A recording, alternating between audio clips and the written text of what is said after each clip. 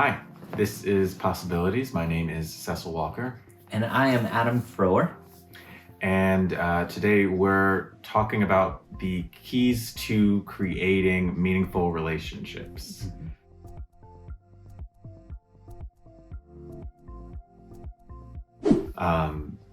Is the best way to start, you think, just to outline what are those keys and then we dive into them? Sure. Yeah.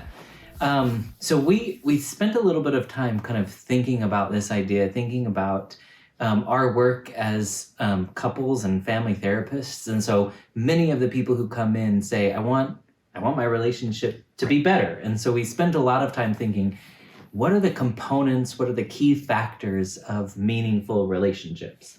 And we kind of came up with, I'm going to say 2.5.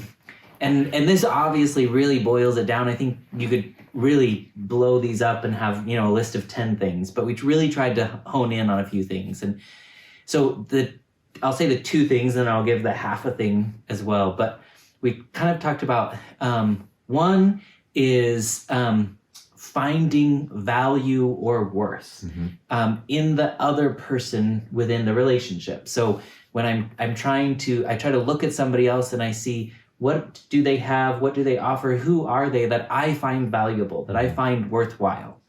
And I think that's one of the things that we evaluate when we get into relationships. And the second thing is what we're going to call authenticity, right? Or honesty, right? And I think what we mean by that is how much of my true self, how honest can I be about who I am as I put that out there into the relationship? How authentic can I be? And we think that a high level of authenticity makes relationships better.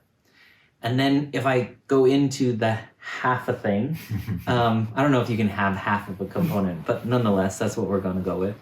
The other half of that component is this idea of, what's the phrase I want to use? I would say, I guess, self-awareness or self-examination. I have spent time individually to understand what I value, right? If one of the components is value, what do I really value in relationships? And I think that might be different for each one of us. But then also, if I have to be really authentic, if I have to be true, what do I want to portray? What is my authentic self? And I think sometimes that requires, that requires us to be self-reflective, to really understand who we are. And so the reason I'm calling that a half of a component is I would say that that's kind of a precursor to the other 2 things happening. So how is that? I think that's an excellent description of those ingredients. And I think one of the other things that we had spoken about when we were talking about this beforehand was how having one of these without the other or other and a half is still going to be a really dissatisfying relationship, or a relationship that isn't as meaningful, as deep, as fulfilling as it could be. So if you have, I value this thing about this person in this relationship, but I'm not bringing my authentic self, or maybe they're not even bringing their authentic self, it still won't work in the same meaningful way, and then vice versa too, of course. Yeah, I think that's so valuable, because I think one of the, like, if I pretend like whatever that person has to offer is valuable to me, what that's going to do is that I'm going to hold back a bit, right? I'm not going to invest fully in this relationship because I don't feel like what I'm going to get back out of this relationship is exactly what I'm looking for, or what I value, right? And so if I'm not completely honest about what it is that I value, then the relationship is going to be unsatisfying some way. And the flip side is, if I try to portray myself as something that I'm not, then I'm not going to invest in this relationship in a way that the other person will benefit. They'll find me insincere, or they'll find me. Sometimes we hear the word fake, right? Like, it just doesn't feel like a real relationship. It doesn't. And so if we try to fudge on either one of those, then the relationships quickly start to fall apart. Yeah. This might be spoiling something I wanted to ask you at the end. So maybe I'll just do it now, or maybe we'll get to it later too. But another thing that I really liked that you mentioned earlier was how a sign that it is working and you are getting to a meaningful place is that this special kind of vulnerability shows up in the relationship, where you're able to share and be, for lack of a better word, naked in a way that is comfortable and meaningful in the relationship. Are there other, I mean, that sounds significant just in itself alone, but are there other things you would add to what does it look like when you're doing it right, when you have the authenticity, when you have the value in there, and you've done the self-reflection, the knowing yourself that's necessary? Yeah, I think one of the things that I would say is that you can quickly get into the territory of, are relationships about like two peas in a pod, right? Or is it about opposites attract, right? And I think in some sense, both kinds of relationships can work, but I think both of those relationships require the elements that we talked about before, right? If it's two peas in a pod, then you value what I value. Our values align in a lot of ways. When I'm authentic and genuine with you in that vulnerable way, like you just mentioned, then you're vulnerable in a way, but it's a very similar way, right? And we find comfort in, oh, you're like me. And I think sometimes two opposites attract. I can value something that I don't see in myself, right? I can value one of the people that I'm probably closest to is Elliot Connie, right? And you look at the two of us and we are vastly different, right? And so in some sense, that is like the opposites attract. And one of the things that we have talked really overtly about is that the things that he's good at, I'm not so good at. And the things that I'm good at, he's not so good at.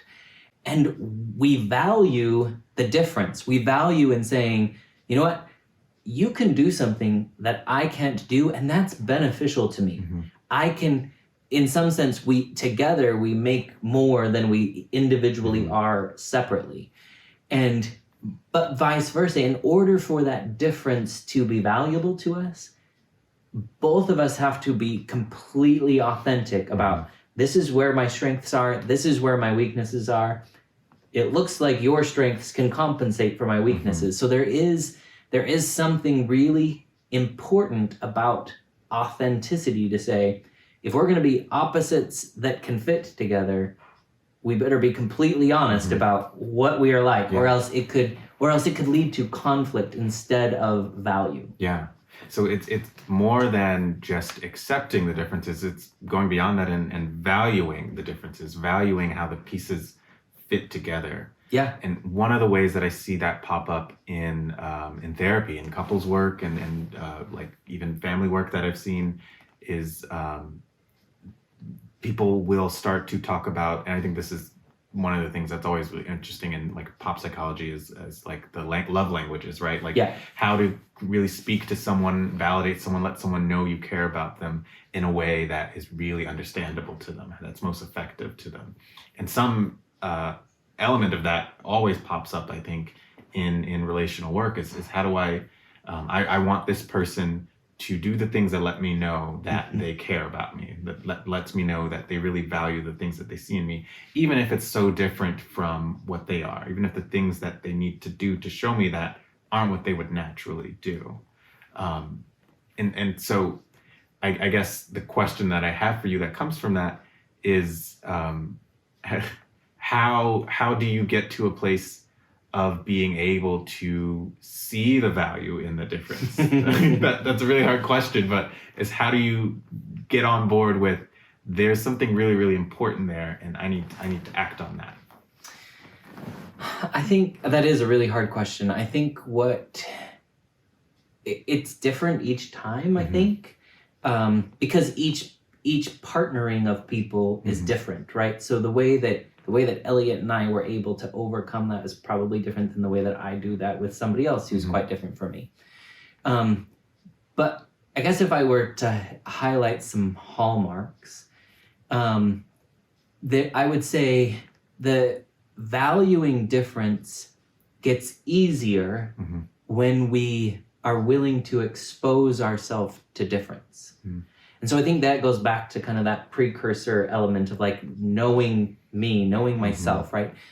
And by going into different cultures, by spending time with people who speak different languages than me, by traveling and visiting different countries, by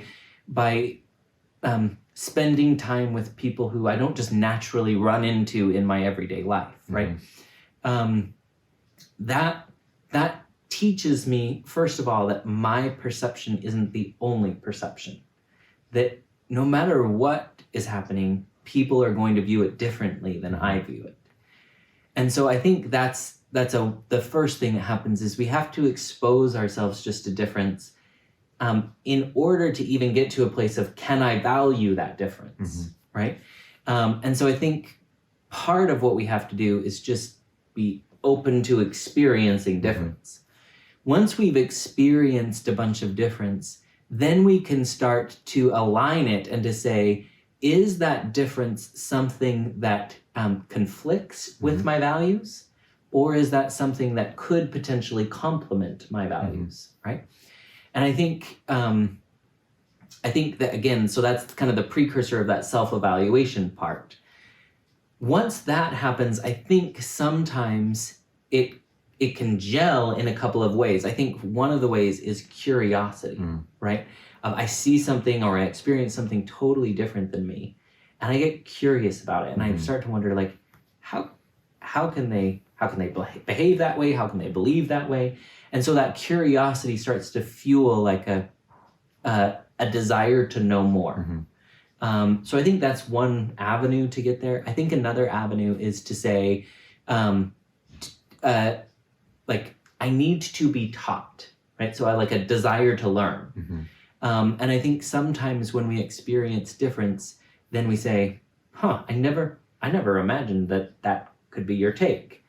Can you teach me about it? And it's not so much that I'm curious but it's like, I need my world to expand because that never even became a possibility for me. And I think no matter which one of those paths, if it's curiosity or if it's like education, both of those avenues basically are an openness.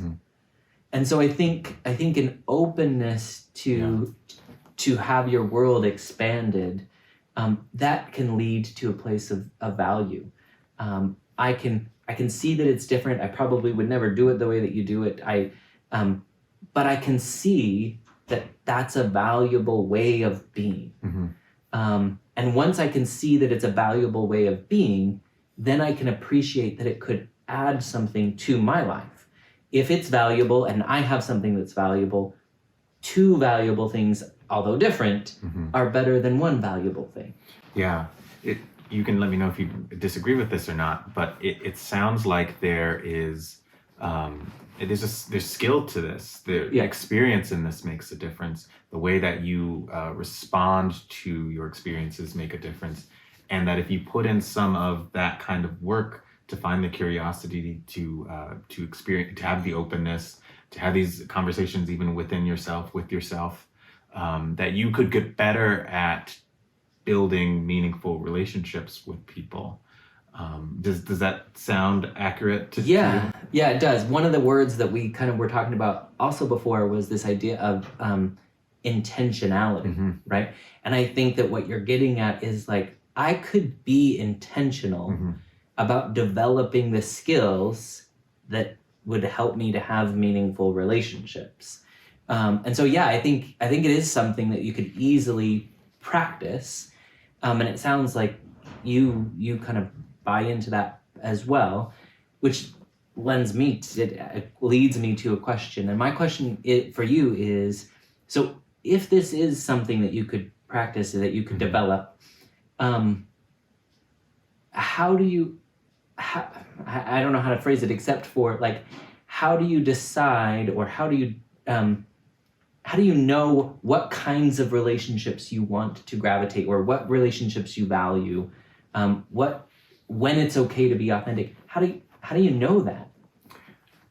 That's a tricky thing to answer, I think, because I think for the most part, for people, it isn't super conscious. It isn't, a decision that you're making. But I think there is some sense that I could feel myself fulfilling a lot in investing in this relationship. I almost worded it. I could gain a lot from this, but it's more than gaining something from it. It's something with another dimension to it. Something fulfillment, I think, in that relationship. And so in giving, like you were saying earlier, me contributing value to this, I feel like I would be fulfilling a lot. And then of course, even receiving from this relationship feels like it would be fulfilling a lot. Does that answer what you? Yeah. That's a pretty tough question. Yeah, no, I think that I really like that word fulfilling, right? Because it shows that it's a two-way street, that I get fulfilled, but I can also be fulfilling to you. And one of my other questions for you was, so why be intentional? Why not just let connections, relationships happen? Because sometimes you fall into a meaningful relationship that you didn't even intend to fall into. I think intentionality is huge to me in almost anything. I think you can get so much more out of anything you're doing, anything that's important to you, if you're intentional about it. So if we're talking about relationships, you could absorb and find so much more fulfillment if you take the time to be intentional about it. If you take the time to think about all of these elements that we're talking about, and you do this self-reflection, and you do this investment in understanding yourself and what you value, you'll start to see that all of the richness that someone could get from a relationship, you have much more access to because of the intentionality that you put into it. My piano teacher growing up used to say, never play anything just by the way. Like she was Russian and had a Russian accent, and her English wasn't always amazing. So she pretend you heard that with a Russian accent. And she would say, never play anything just by the way. And what she meant was that everything that you play, every sound that someone is hearing, if they were to listen to you play, should have intention behind it and should feel like you created that sound on purpose. And that wouldn't absolve you of ever making any mistakes, but that would mean that you put a lot of effort into creating as good a possible performance as you could. And that would, of course, give you as good a possible performance as you could. You just used a word a couple of times that I want to make sure that we connect back to, and the word was possible, right? Given that this is all about possibilities, right? So if we create the phrase is create meaningful relationships, if we get good at that, if we practice it, if we develop these skills, right? How is that related to possibilities? Well, I think that's one of the most beautiful things about relationships is you don't know what the possibilities are that come from them. But I think a good, meaningful relationship has an abundance of really great, powerful possibilities. I think if we take our relationship, for example, how many years now have I known you? It's been 6 years? 6 years, yeah. I think I met you exactly about 6 years ago. Most of where my life is right now, I think a large portion of that would have been different if we had never collaborated and I'd never gotten to know you well, and then we, progressed and moved forward with projects and work and things like that. I don't know what I would be doing, but I think it would be something different if we hadn't started to collaborate together. And I think we could say the same about any really meaningful, important relationship, is you don't know where that person or that relationship will take you. And it doesn't even have to be in a very literal sense. I think it could be even in your understanding of yourself, your understanding of the world, the things that you value. Maybe they introduced something that you came to find valuable. like with you and Elliot, the things that are so different between you. Maybe there are things that you both have now been able to say, well, okay, I agree. Yeah, I could use that. That's a valuable thing that I could take and put into my life. Yeah. One other question. I'm really glad I got to take the role of that question asker today. Normally it goes the other way, I feel like. But one of the other questions that I have is, if you get good at these things, right? If you look for value, if you can contribute value, if you self-examine, if you're able to be authentic, does that mean that your relationships will instantly be better? Does that mean that you'll just walk into good relationships? Or does that mean that you're going to have to work for a really long time to develop that before the relationship is good? Like, what's a timeline for this? That's a good practical question, I suppose. I don't know how to answer to the instant part, but I think these pieces that we're talking about, those take work. If we're going to say they're like skills take work to build. But I think once you have highly developed skills, doing really effective things comes much more easier to you. And so maybe you could see that as instant. Maybe in that moment you could say, I could build a really meaningful relationship, with someone if I really wanted to. But I don't think the instantness happens in the getting to having the skills. I think that takes work. Yeah, I really like that answer because I think it's almost like I think about like the skill, like we're psychotherapists, right? So that like, can I instantly walk into a session with a couple or a family and do good work? I could. I have, but does that mean that I like instantly had it? No, I've been doing this now for a long time, 15 years or plus, right? So the development of those skills wasn't instantaneous, but the evidence of those skills might be instantaneous. But I also think maybe not, right? Like I think you use those two factors, right? You use like authenticity and you use value. Sometimes we might instantly connect with someone because we find that we value the same thing really quickly, right? But it might take some effort to be authentic with that person. Or in another instance, you might really find somebody who is just raw and authentic and you can really value that. And so that authenticity is there, but you might have to work a bit to be like, but what of all of that you share so easily do I value? And so I think it can go either way, but I think sometimes those things just align, right? Like we value the same things and that makes it really easy for us to be vulnerable and open with each other.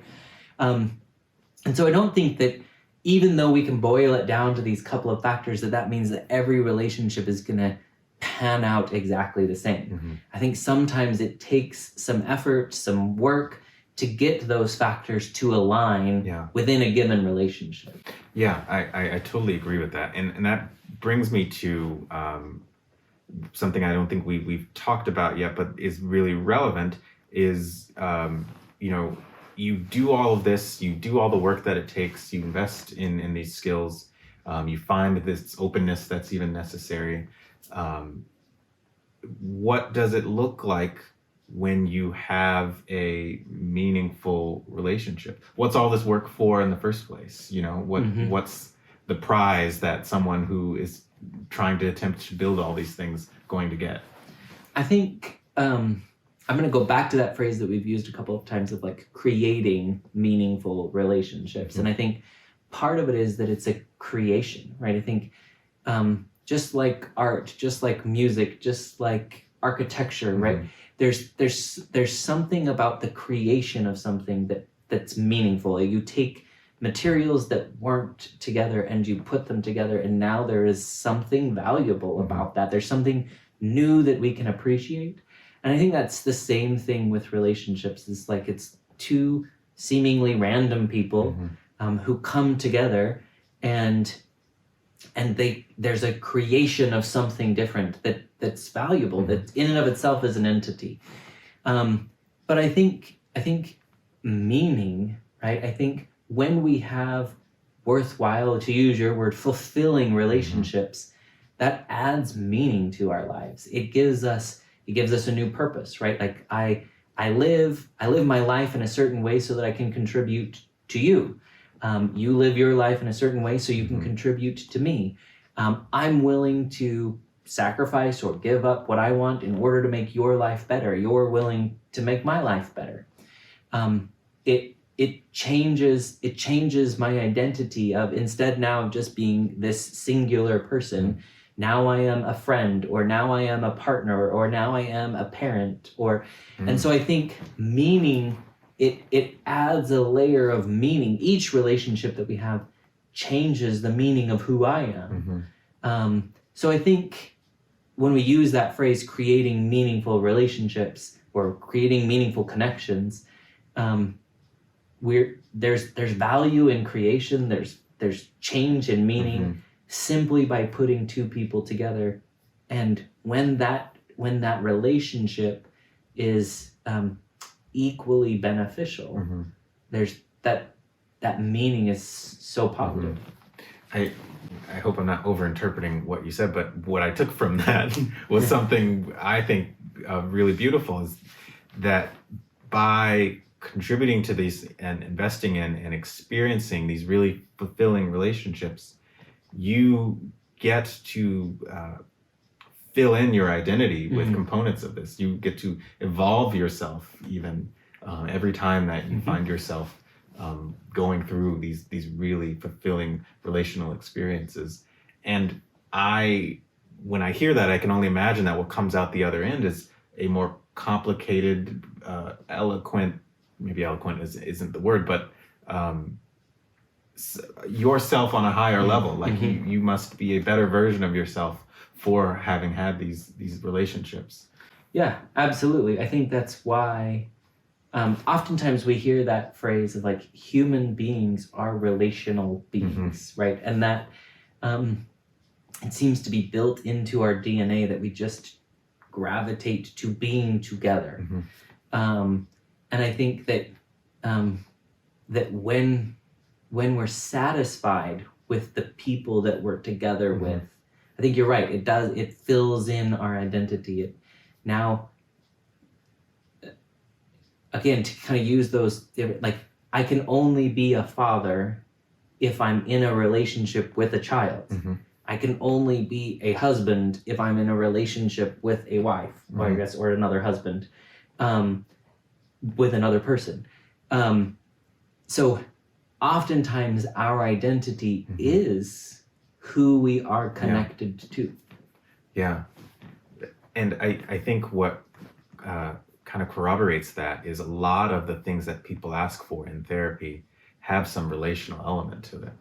Even if the thing they're asking for is about or for themselves, they will explain it in ways that are relational. I want peace of mind, and then I could be a good mom. I want to be confident, and then I could fulfill my potential and make my parents proud. All those kinds of things. It seems like there's no way to step into being a better version of yourself without pulling on some of those strings that connect to other people. Yeah, I think that's right. And I think, as you were talking, one of the other ones that came up was like, I want to feel self-assured. I want to feel good about myself so that I can be a good partner, so that I can, in essence, when I feel at my best, I can give my best to someone else. Yeah. Well, anything else you think we should add to that? I think that was... I think that's pretty thorough. I think that covers a lot of what we were talking about. I think if we can get good at self-evaluation, really nailing down what we value, finding value in other people, and really then being authentic, being honest with who we are. I think those are key components that make us good at being in relationships. I think this is really valuable information, and I think being able to hear this, process this, digest this, automatically opens the door to being intentional, and I think that gives access to all these possibilities that we were talking about. Perfect. Yeah, I think so. If you've heard some things here that you think are valuable, Please share this with other people who need to know these factors of good relationships, how to create wonderful connections with people. Like this video, share this video with people, and then go out and be intentional about the relationships that you want to be in. And we send you all our best.